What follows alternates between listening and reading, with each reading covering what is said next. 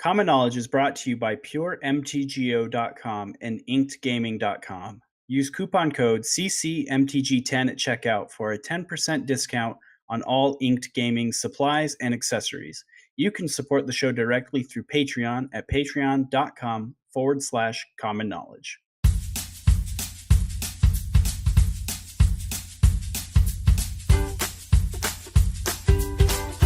This is the Common Knowledge Podcast. It's not about the cost, it's about the knowledge. Here are your hosts, Brandon Clark and Lauber. Attention, duelists! Sean's power ruins our life!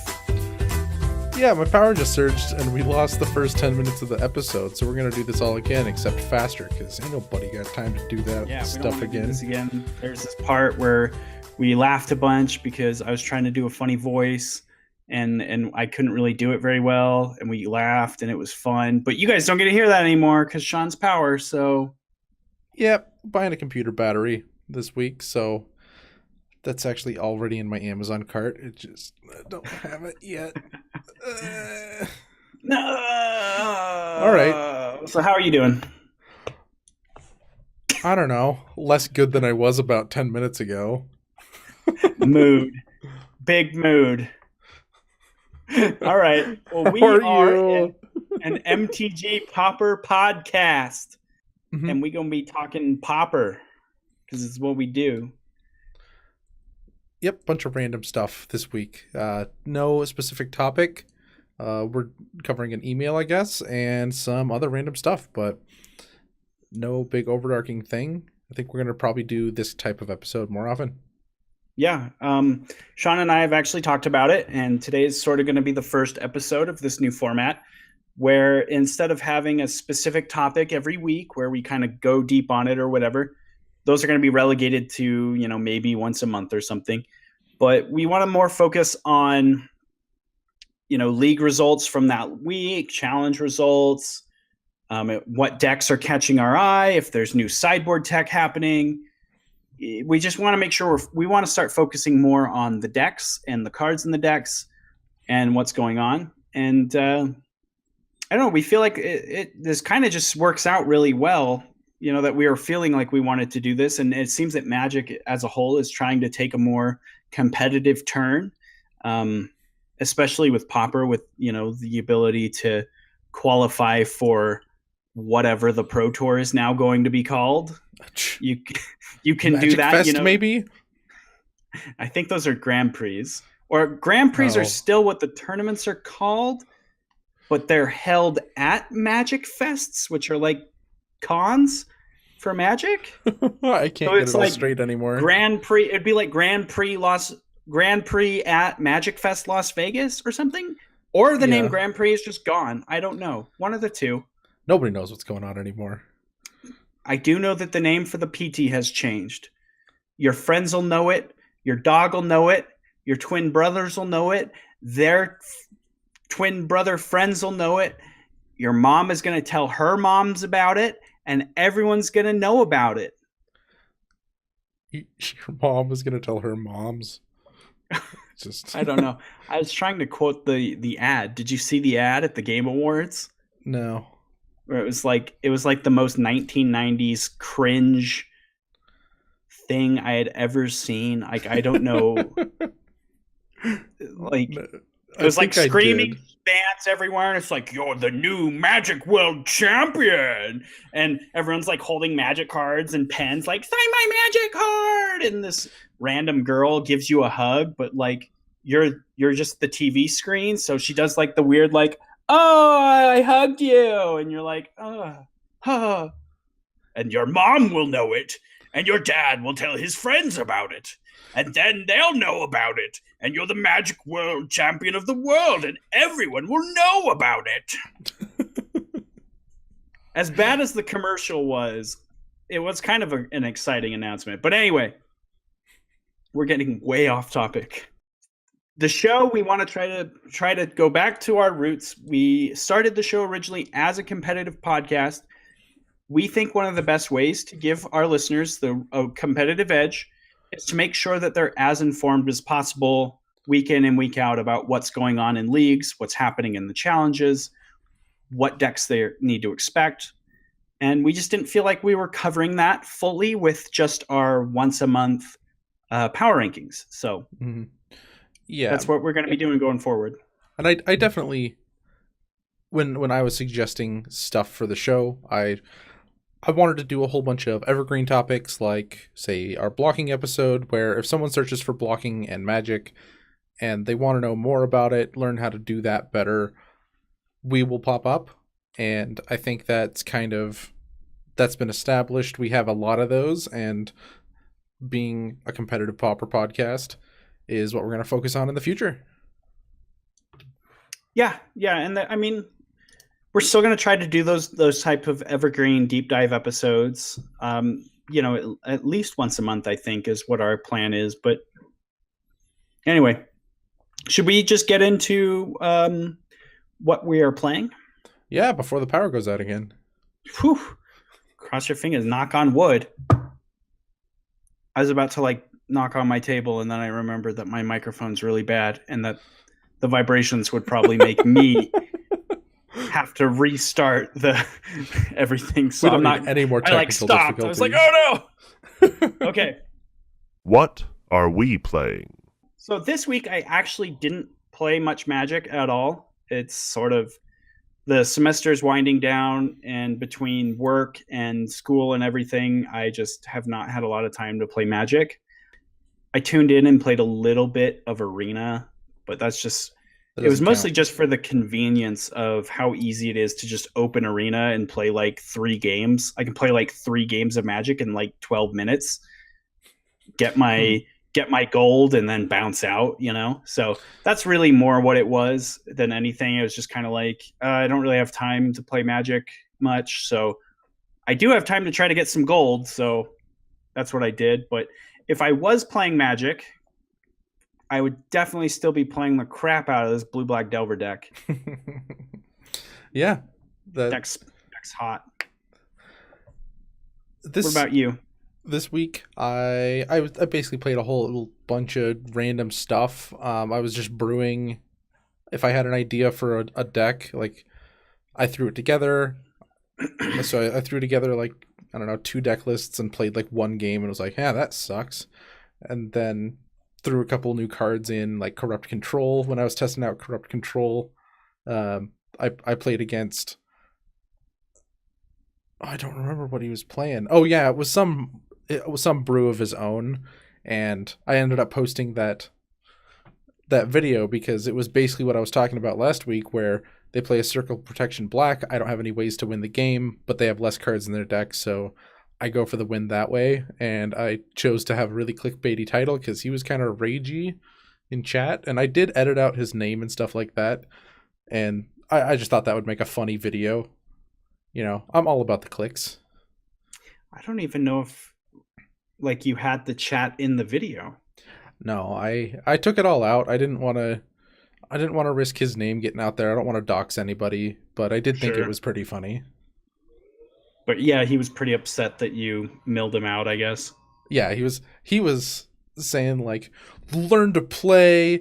You have such bad spells in your deck, you'll never be able to cast. And did you tell him you top 8'd GP Pauper with this deck? No, I didn't. I was just like, So hey man, I have one way to win the game. You can concede at any time.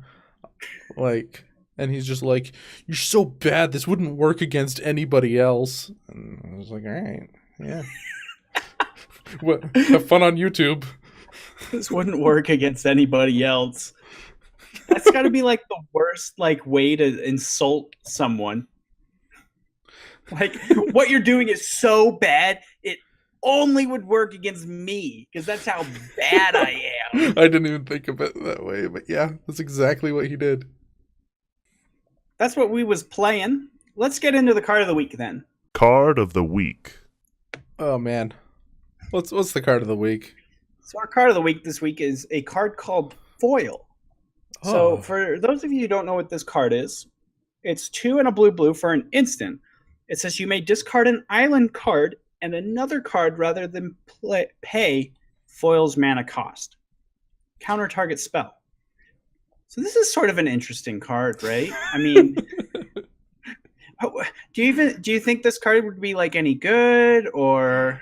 Okay, so as I feel like it's going to be our tradition, we're going to do a set review, and then the next week we're going to do a card of the week from the set review of this was actually the best card. Yep. Like a retraction. That's what we did last time. Yeah, and like I think we just wanted to make it clear, like, yeah, we're gonna eat our words a little bit. We didn't really beat up on this card as much as we were trying to temper expectations. There was a lot of talk floating around of like, does this just slot into Scred Delver, and is it just even better now? Does this go into Mono Blue Delver? The talk was sort of this goes into every blue deck ever, and the world is broken in half. Yeah. Takes our format and snaps it in two, ban Gush immediately. Like, that's kind of the level of discussion, quote unquote, that people were having. And I think we were right in when we were talking about those decks, but it ended up being in 5. You have written here 5 of the decks in the previous challenge that happened on the 9th of December yesterday. Yes, the 9th of December yesterday, 2018, the year of our Lord and Savior, Gurmai Gangler. Anno Domini. So, this deck made five appearances in the top 32 of the challenge in varying numbers. It was in the most winningest deck of the tournament, which was Blue Black Delver. We say the most winningest because it winned the whole thing. It did the winning. It did all the winning.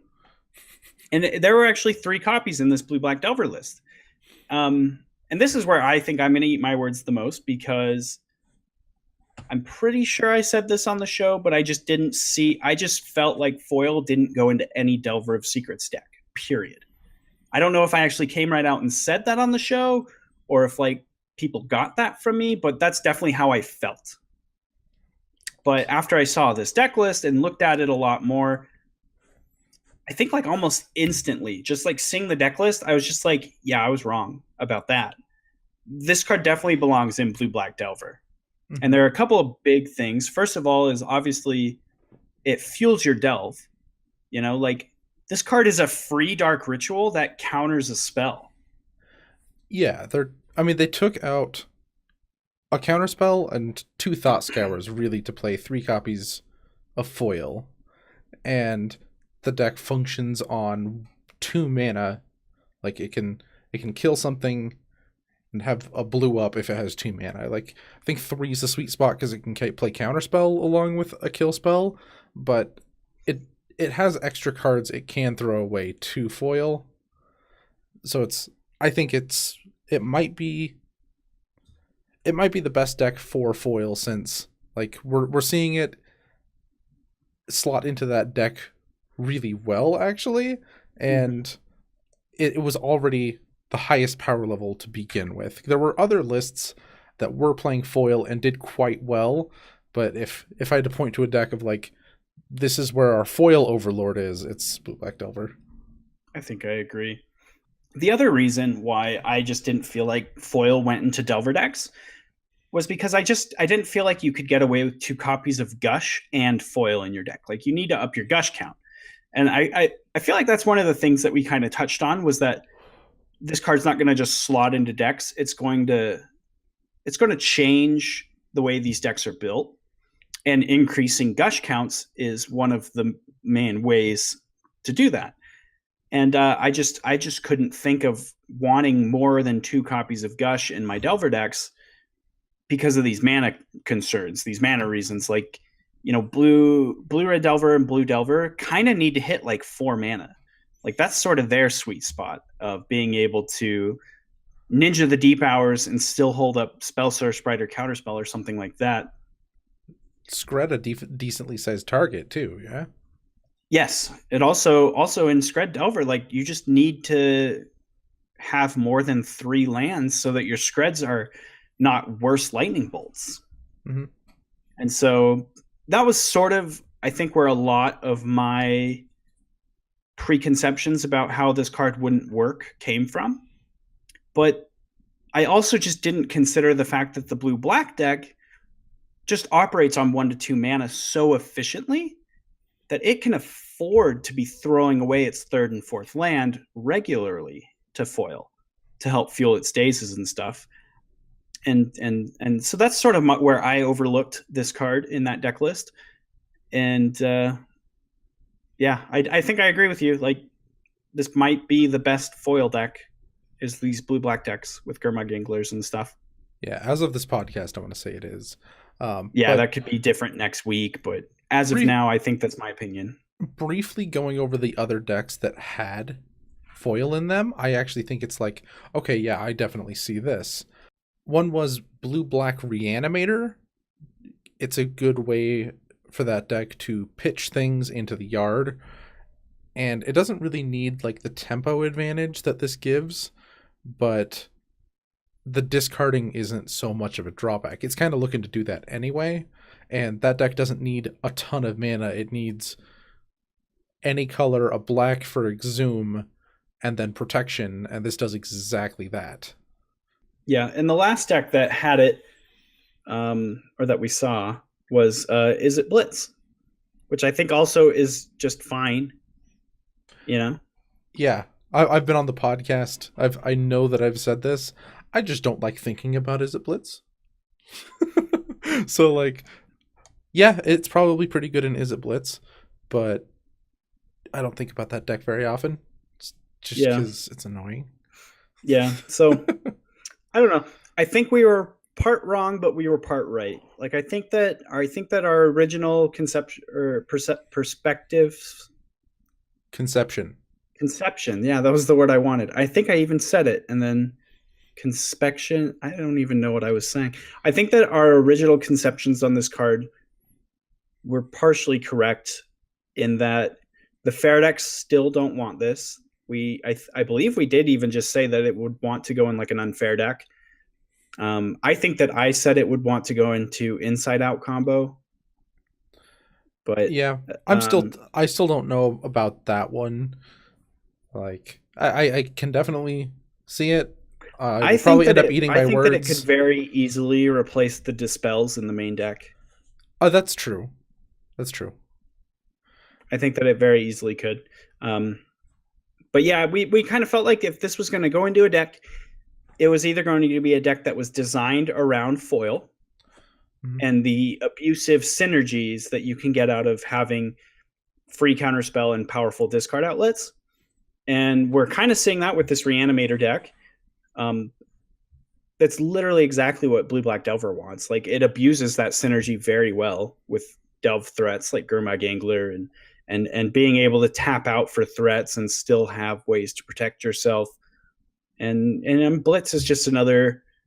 It's just an all-in kind of combo deck that wants a way to protect itself. So I think that we were like half wrong, half right. Yeah, I mean, about this card. I still don't think it's the end of the world, but I still don't either. Peregrine Drake wasn't the end of the world week 1 either. That's true. All right. I'm going to save the podcast. Peregrine Drake is so busted, though. Like, I'm not even going to say anything. Originally, was it? I don't think it necessarily was busted originally. And then... You mean like in 1997 when it was first printed? No, it was like 2 or 3 months at least before anyone put together a Peregrine Drake list that was anywhere near broken, and then it became like 50-something% of the meta. See, that just surprises me. Because that card is just really, really good. I don't know. I got to think that that's got to come from the fact that the Pauper community as a whole is small. And also people will just play the things they want to play in a lot of cases. and so it just took it a minute for someone to just be like, I want to win a challenge, and just made like a busted Peregrine Strike deck. I don't know. That's my opinion on it. Yeah, less Like, people I think make that like if innovation this was slower. like, yeah, if this format was like modern, I think that we would have known instantaneously what. Well, I don't know. I guess that's not true. Like, it took a pro tour for us to figure out that Eye of Ugin was busted in modern. So I don't know. Maybe I'm just wrong. But anyway, Yeah, it can still happen. We're not out of the woods. yeah, I'm still skeptical that this card is going to completely destroy the format and need a banning of some kind, but I'm ready to be proven wrong, because the card is certainly powerful, but I think that it is better in this format than we gave it credit for. Yeah, Much definitely. better. Yeah. All right, you ready to move on to the main topic? Main topic. Main topic this week, or part of our main topic, what we're going to be covering, we got an email from a listener, Sean Malbrough. I hope I say that right. He sent us a really cool Blue-Green Madness deck list. So he says, I was listening to your recent podcast and heard you guys mention a Blue-Green Madness deck. As it happens, I already had a deck made that was based off of that. I don't have much Pauper experience since it isn't very popular where I live, and I don't play online, but I would appreciate some ideas or comments. I think the sideboard needs some work, but it was cards I already had. I posted the list below. Hope to hear from you guys and keep putting out great content. So first off, thanks, Sean. We are very grateful for your email and glad that you enjoy listening to us. And yeah, we're going to kind of dissect this deck list a little bit. And, maybe if we can offer some insight, we will, certainly. But that'll probably be Sean more than me. This is a little out of my wheelhouse. Brews and stuff. So yeah, and I didn't prepare for this, but we're gonna do our best.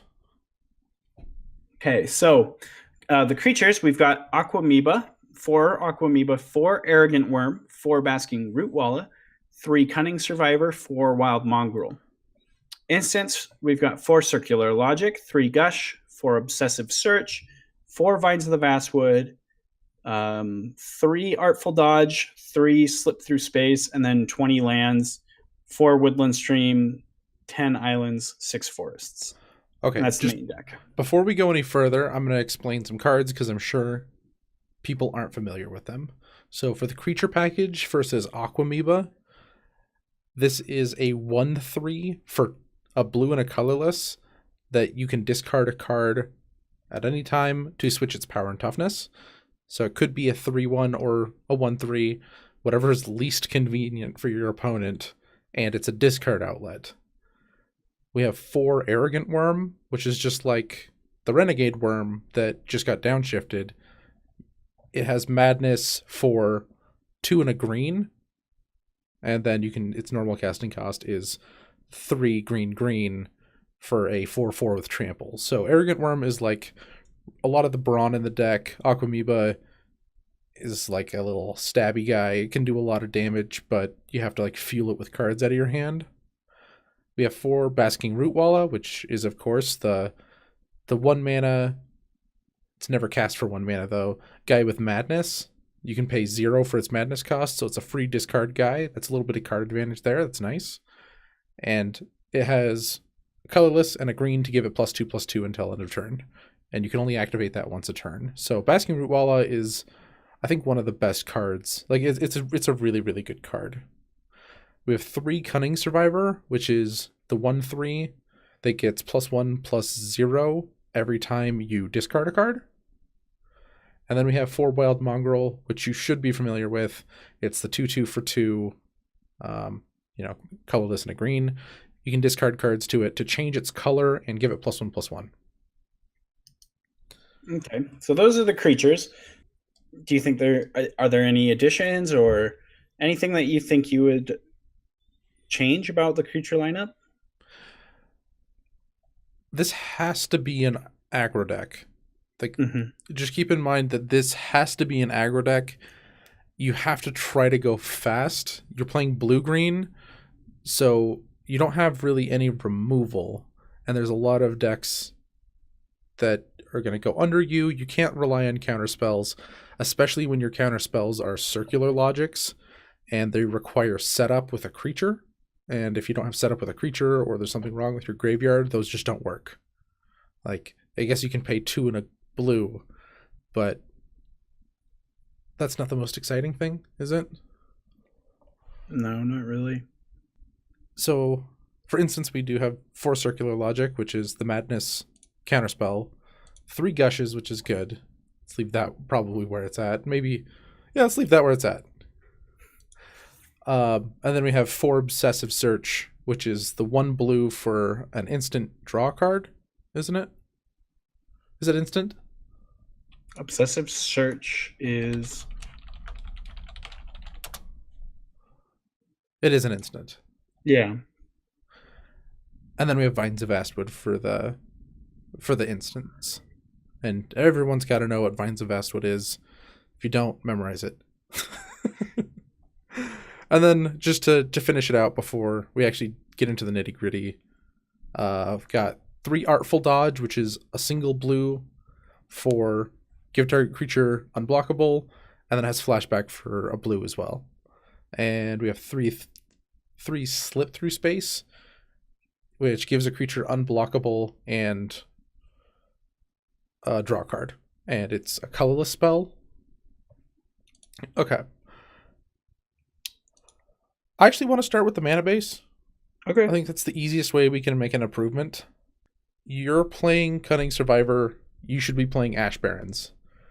Discarding that for cycling just triggers Cunning Survivor. It's like a tier 1 fixer. I think we should be playing... I don't know, do you think a deck that works better with Ash Barrens than a normal deck wants to be playing more than 3? I think 3 is kind of my max I want to run in a deck. Yeah. I think I agree. I don't think I would ever want more than 3 copies of that.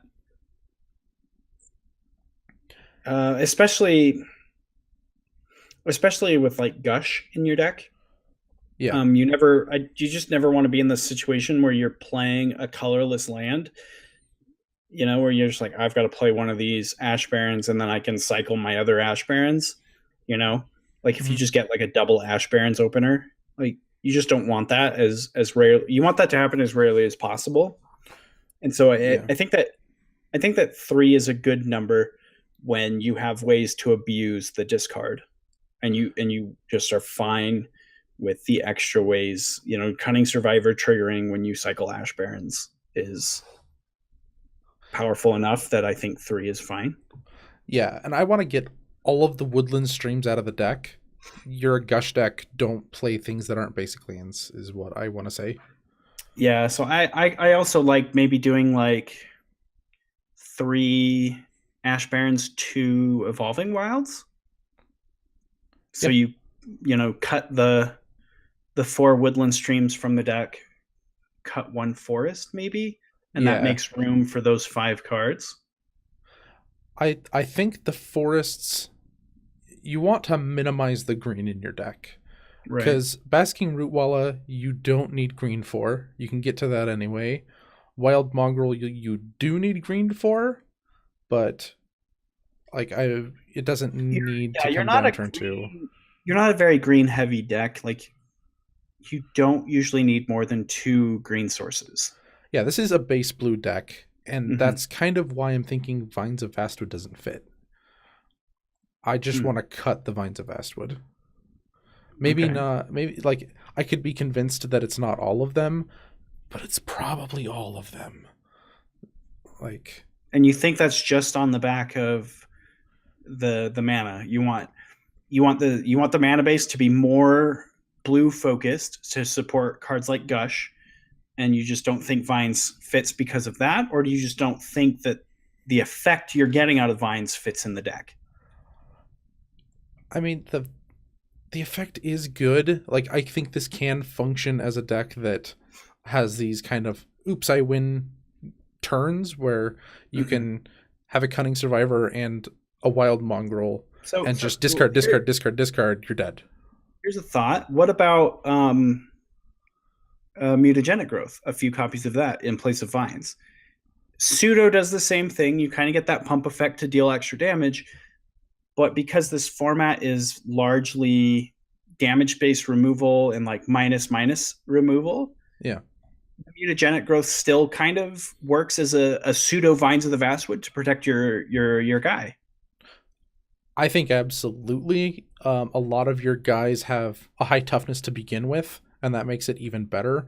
Like Cunning Survivor is a 1/3, and you're going to be getting hit with a lot of galvanic blasts and lightning bolts, and probably, disfigures. Even a mutagenic Which figure? disfigure. And like, I have to make room for the spells I want.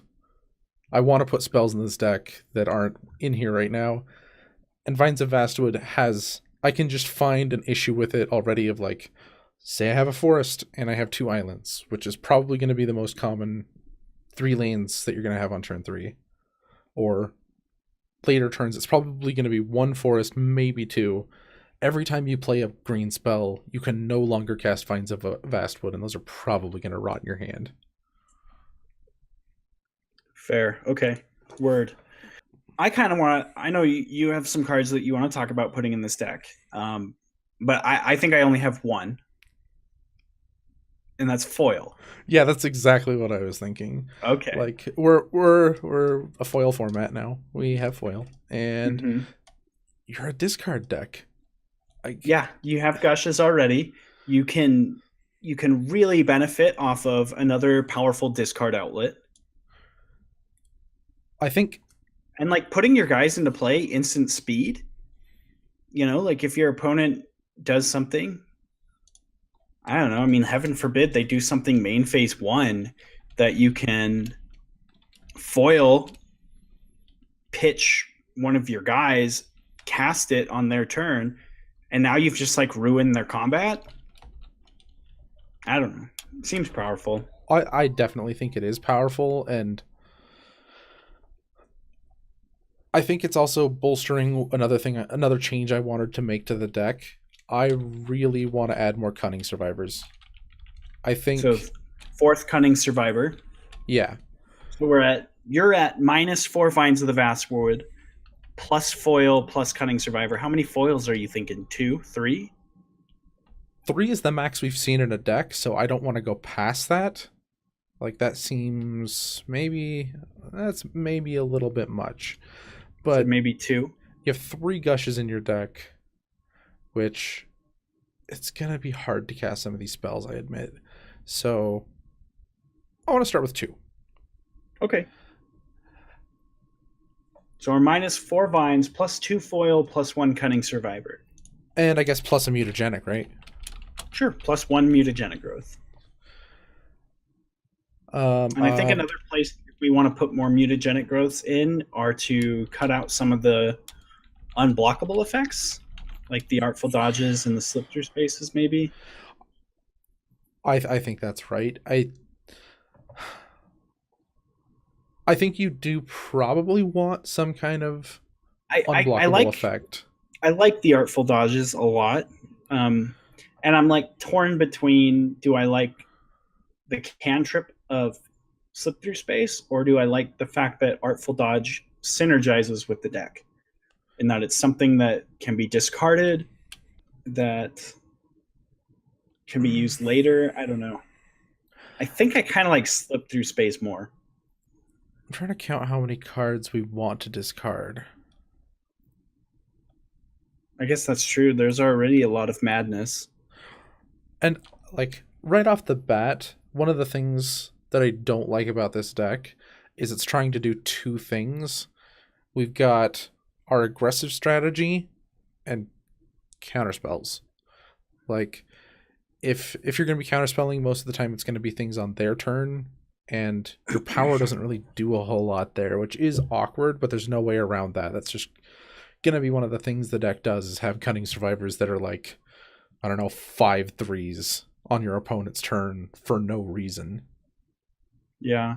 So do you think cut the circular logics too? Are you thinking about cutting down on that? I honestly don't want to cut the circular logics. Sorry, I'm writing down our Ash Barrens changes. We have 3 Ash Barrens. 2. So minus 4 Woodland Stream, minus 1 Forest, plus 3 Ash Barrens, and 2 Evolving Wilds. Yeah, I think that's good. Honestly, what I want is probably something proactive that's discardy. I guess that's kind of what your Wild Mongrels and Aquamoebas are. Yeah.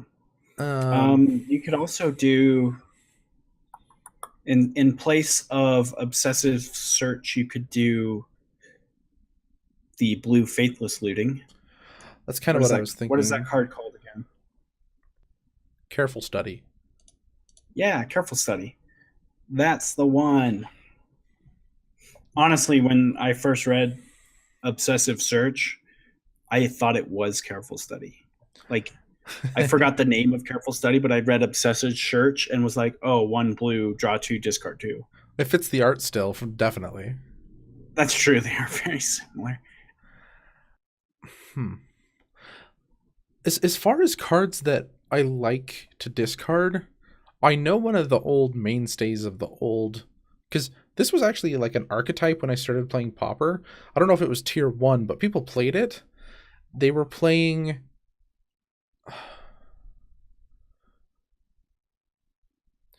4 mana, draw 2 cards. You can flash it back for a blue and a colorless, and lose 3 life. It's got a cephalid on it or something? It does. The artwork? Oh, I know it! This is like one of the first times I actually know what you're talking about. I can't remember its name. I don't remember. So I actually just Googled flashback lose 3 life, and Dance Moms came up in Google. So I don't know what the heck just happened. The reprinted version of the card in Eternal Masters has Nicol Bolas on it, I think. Because its flashback cost is 1 and a blue, pay 3 life, right? Deep analysis. Deep analysis. Thank you. That's how I kill people with Lab Ban and Doomsday and EDH. Is with deep analysis. It's like one of my favorite ways to make a Doomsday pile. Okay. So I really, really like deep analysis in this. Like, that's something where I can proactively discard my card to, say, like Wild Mongrel, pump up my team, and have something like fill my hand again so I can discard more cards. So I really like that. So we've got an extra card that we're putting in the deck and something we need to cut. I guess I don't know. Are we gonna cut the 3 Artful Dodge and just go with 3 Slip Through Space? I don't know if I like Slip Through Space more than Artful Dodge. Yeah, that's kind of just asking to get 2 for 1 in my opinion. Sure. But I don't want that many Artful Dodge either. So maybe just is one of the problems. 2 copies of Artful Dodge? That seems reasonable. So we're -1 Artful Dodge, -3 Artful Doge. I forgot the D, so DOGE. Artful's a good boy. Heckin' good boy. -3 Slip. Okay. So now we've taken 4, 5, 7 cards out of the deck and added 5. So we need a... What do you think of Waterfront Bouncer? Are you familiar? Is that a Ravnica card? No. A Return to Ravnica card? No, it's not. It is an ancient card. That just sounds like something that would be on Ravnica. They did reprint it in Vintage Masters at Uncommon, but it is a colorless and a blue.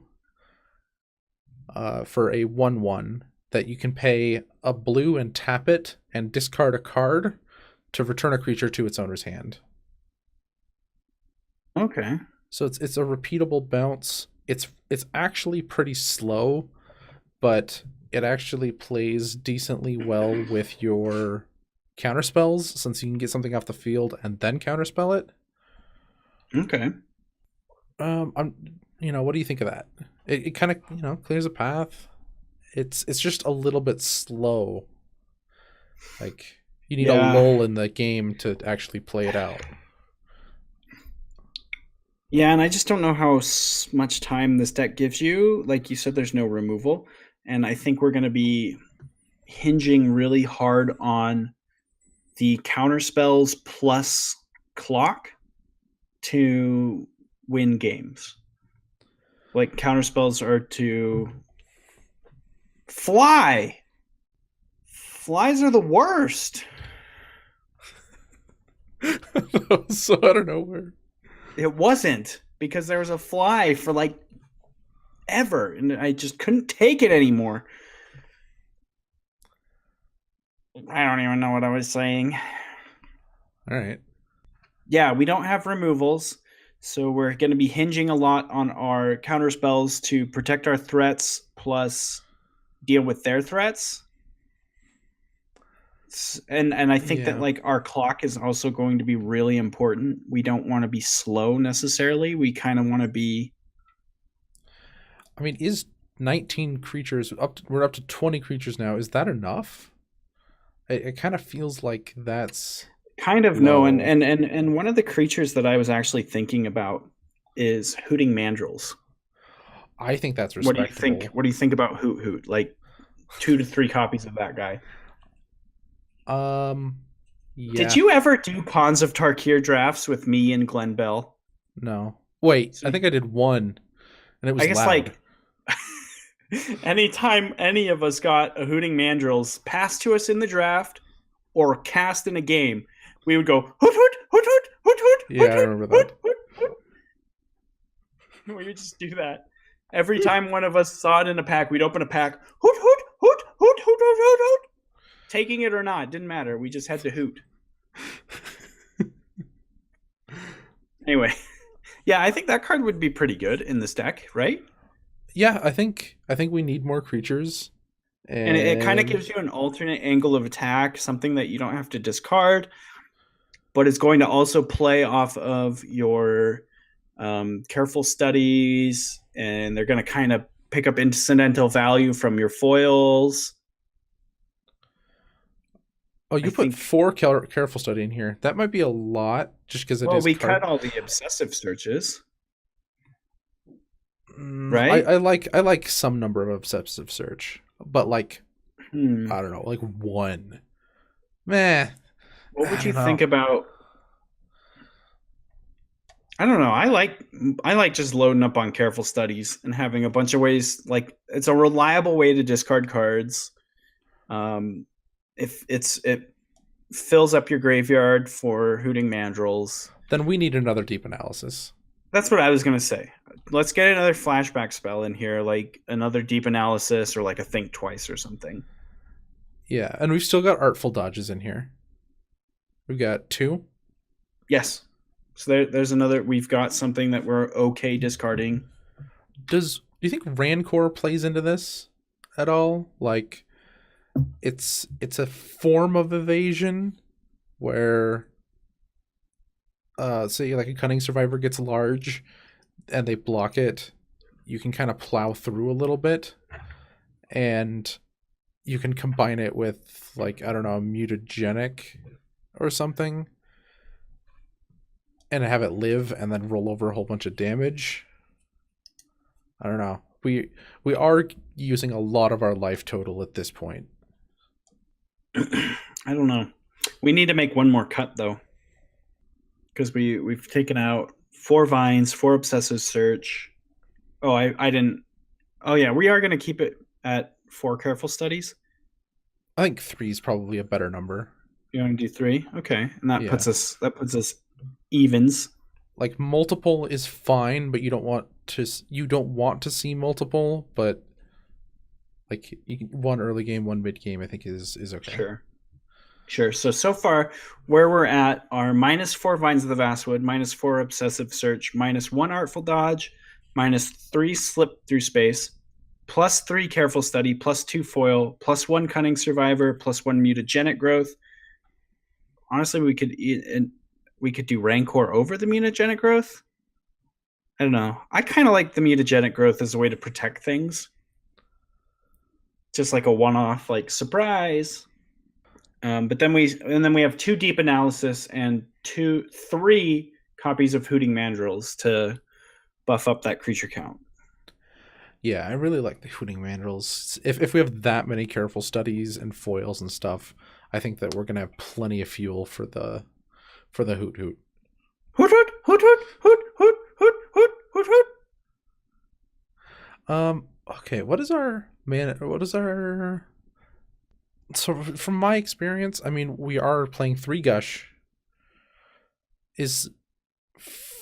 I don't know. 4 Arrogant Worm actually does seem playable. I think it's one of the better cards in our deck. I was considering cutting it, but I think that we have to. I like having just a big dumb thing. Yeah, I just don't want to not be able to cast something. But stuff, yeah. Have we moved up or down the mana curve? Well, so let's see. So we've replaced.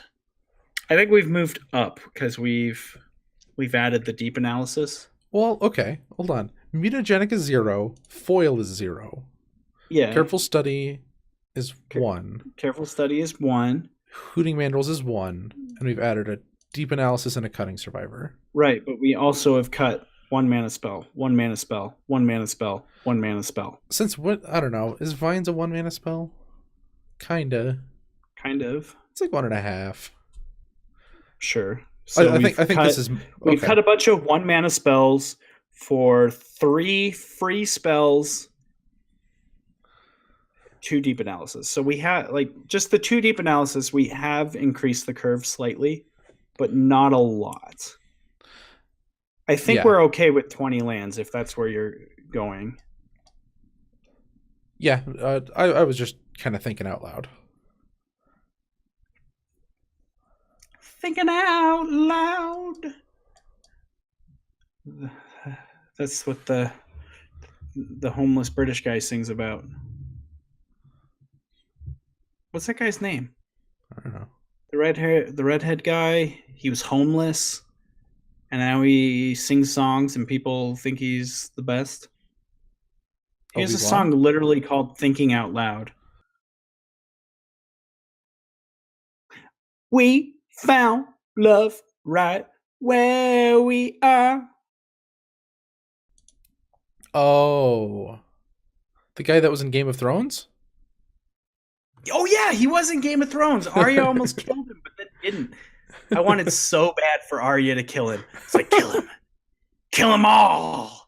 And then she just broke bread with him instead. And then we're like, oh yeah, Lannisters are actually good people. They're just people trying to make their way. Not all of them are Cersei Lannister. But I wanted Arya to kill them all. I just identify Arya with murder now. And when she's not killing people, I'm just like, who is this character? She needs to just kill everybody. Do we need mutagenic? We have 2 foil and I don't think we need it. I certainly don't think we need it. No. Yeah. I like it. I think it's spicy.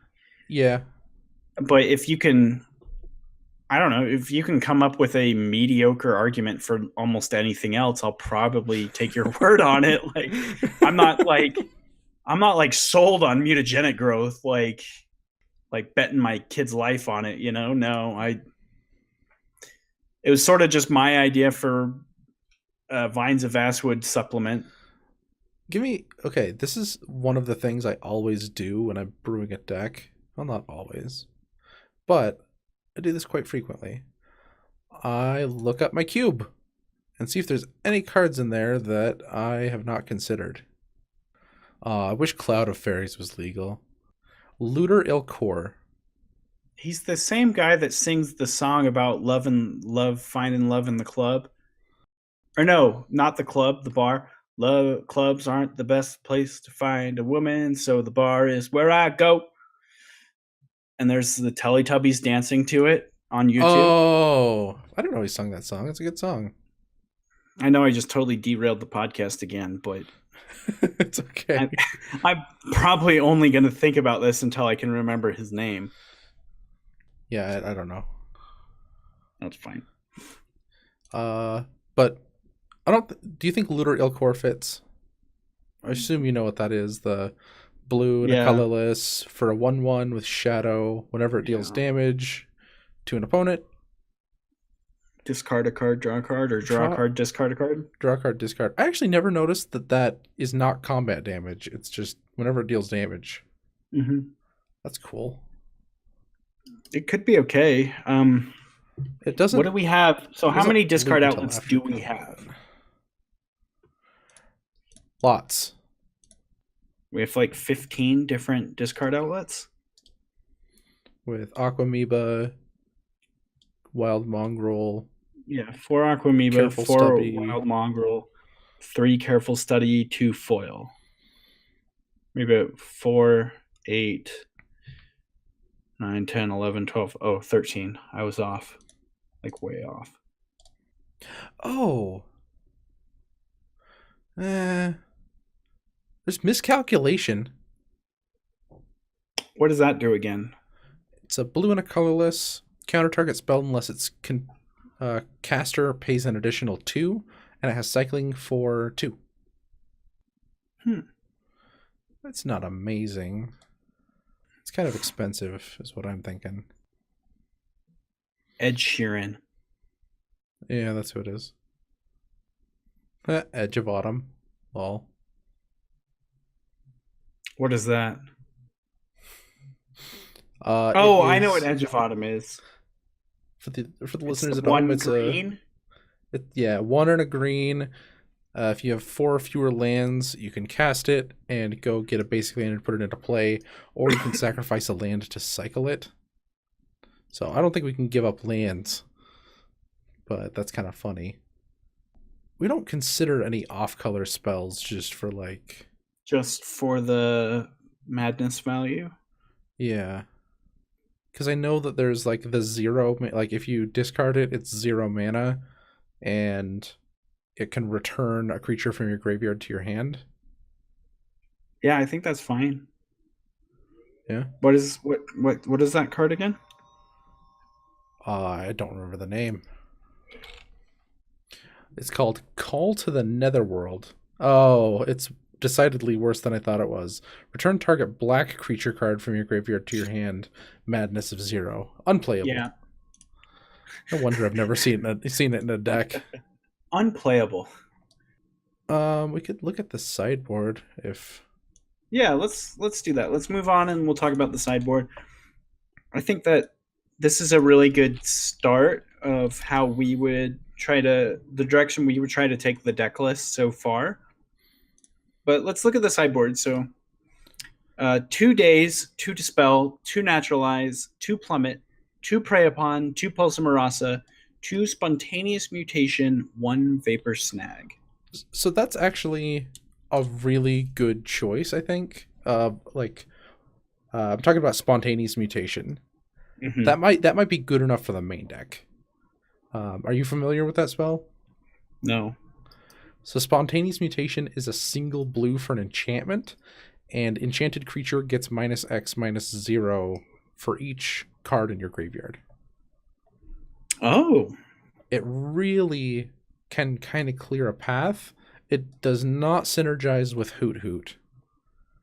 No. But I don't know. We've got a whole bunch of cycling lands in here now, and we have more discard. Maybe a couple copies of that in the main deck over the Mutagenic Growth and something else. I think doing one, a spicy fun of one of, would be. So we're just going to cut the Mutagenic Growth and put a Spontaneous in the main? Yeah. Oh, yeah. Icing, that spell has Flash. Spontaneous Mutation has Flash. Ooh. It is actually a very good That spell. synergizes really well with Hoot Hoot, though. Even if you only need to get your creature like minus a couple, Yeah. you could just surprise block, or if they like try to double block you, and you can just spontaneous one of their power so that they don't have 4 power on the board blocking your Hoot Hoot anymore. I mean, Yeah. I guess it works really well with Arrogant Worm, just all your big creatures. That's really dope. Yeah. Like Aquamoeba, you can attack with a 3/1 and like yoink their creature. All of your creatures can really grow. Basking Rootwalla, if you can pay mana into it. I like it. That's another thing I frequently do is I look at the sideboard and I look at the main deck and see if there's any cards I can bring in. Okay. Yeah, so I like that one mutation to the main deck. I don't know if I'm a huge fan of the dazes. I kind of like maybe upping the dispel count and adding a few hydroblasts, or maybe just leaving the dispel count at 2 and adding 2 to 3 copies of hydroblast. So we talked about this in an episode before where is Hydroblast better than like Pulse of Marasa? I guess Pulse of Marasa is a little bit slow. I think them both. Pulse of Marasa can't deal with a threat on the board. That's true. It can gain you back life and sort of 2-for-1 them in the sense that now 2 of their lightning bolts, they need 2 more lightning bolts now to kill you.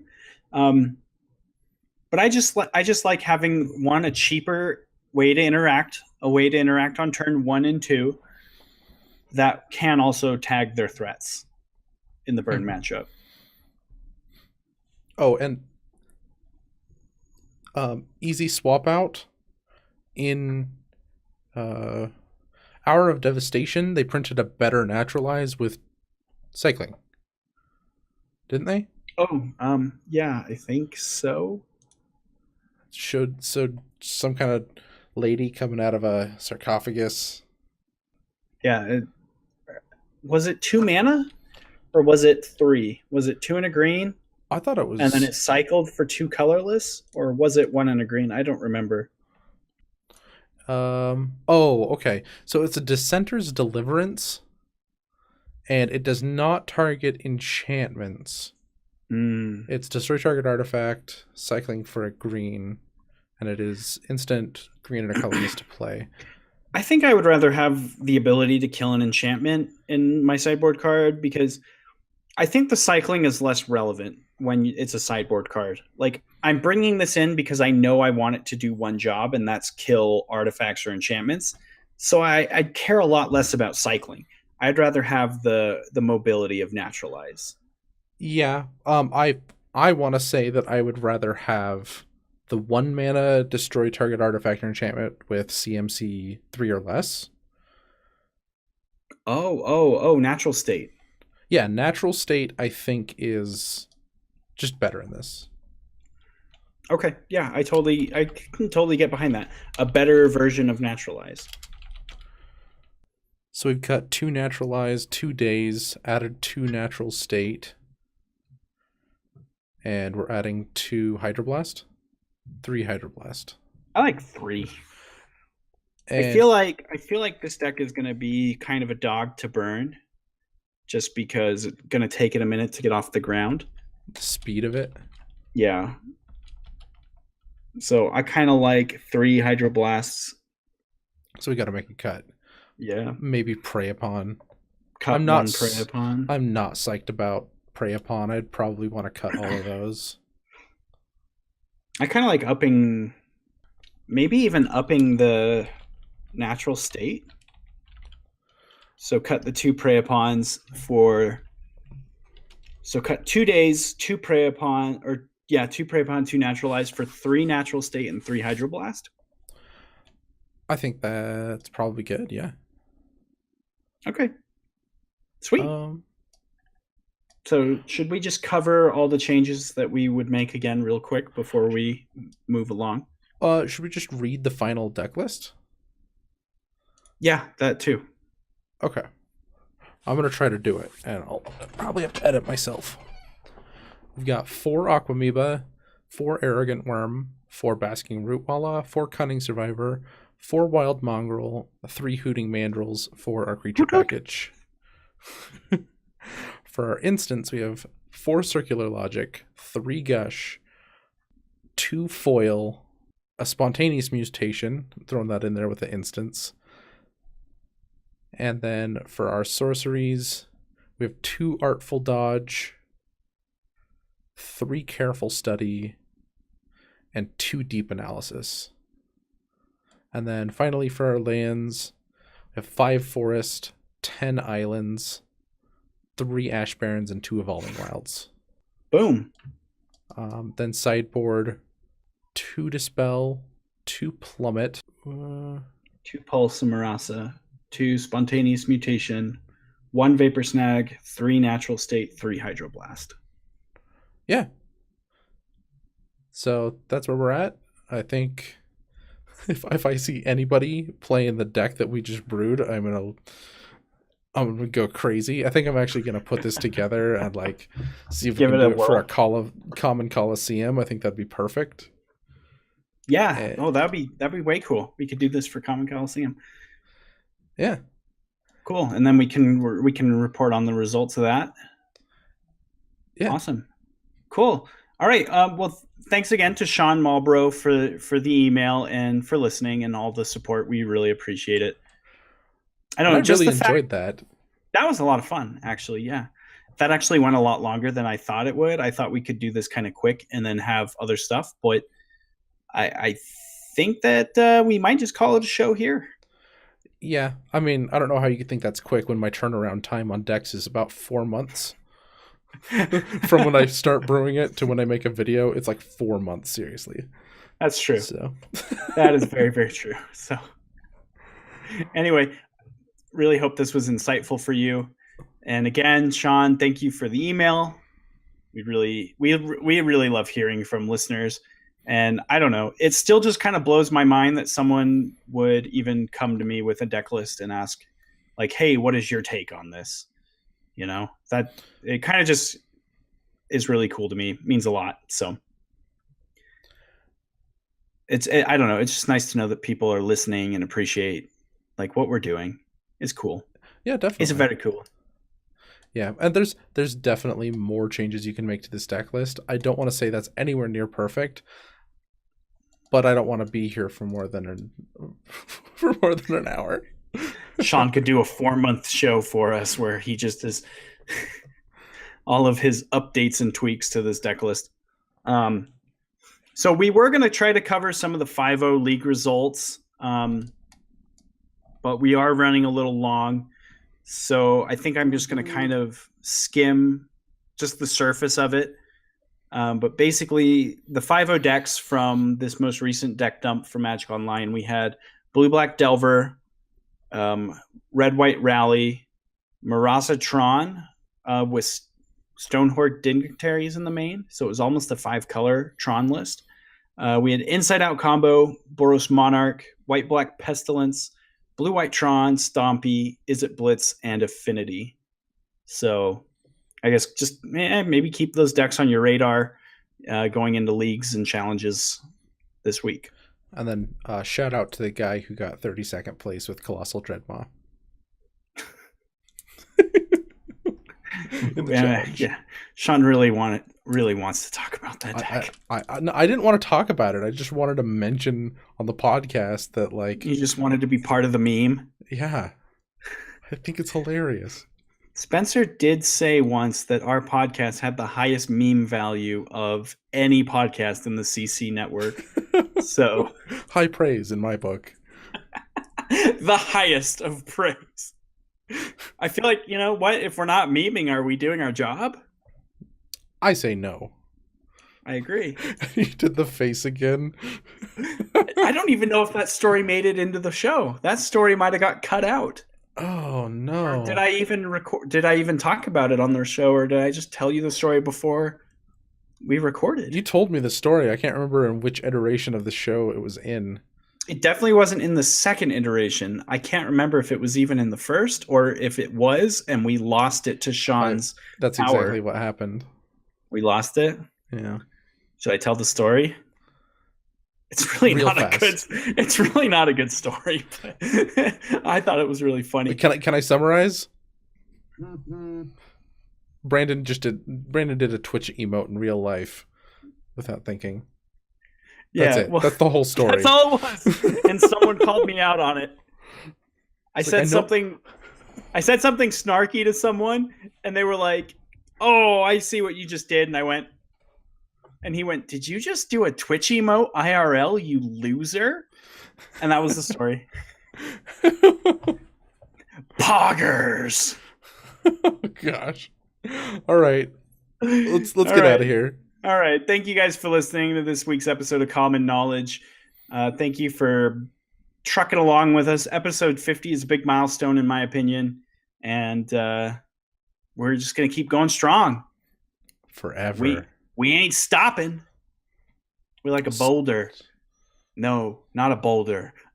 A snowball in a cartoon. And we're getting bigger and bigger and bigger until we crash into something and shatter because we're made of snow. And somehow our heads stick out the whole time and we're not buried and suffocated. And Thank you guys for listening. We're going down the hill, we're picking up more people, and they're getting stuck into our snowball, and we're all just in this spinning snowball with our faces popping out. This show is a wild snowball ride, and we're bringing all the listeners along with us until we inevitably crash into something like a bowling ball hitting pins. It's going to make that sound because it has to, right? That's the sound it makes when your snowball hits something. Bowling ball sound. And we all just fly and we all kind of just flop back down to the earth. End times. Thank you for listening. If you'd like to support the show on Patreon, you can do so at patreon.com/common knowledge, where you'll be able to check out our Common Coliseum, as well as help us get to our stretch goal, which is our 5-card blind tournament. And you don't even have to be a patron. You can go to the Patreon site, though, and see the graph that Sean keeps of our power rankings. So you can see all the dips and changes in the meta week or month to month. And another great way to support the show without spending any of your own hard-earned dollars is to simply go to YouTube and subscribe to the Constructed Criticism YouTube page. Just simply enough support the network that we are affiliated with, and there's a lot of awesome content there. I'm never not going to say this, but Seth Manfield, go do it.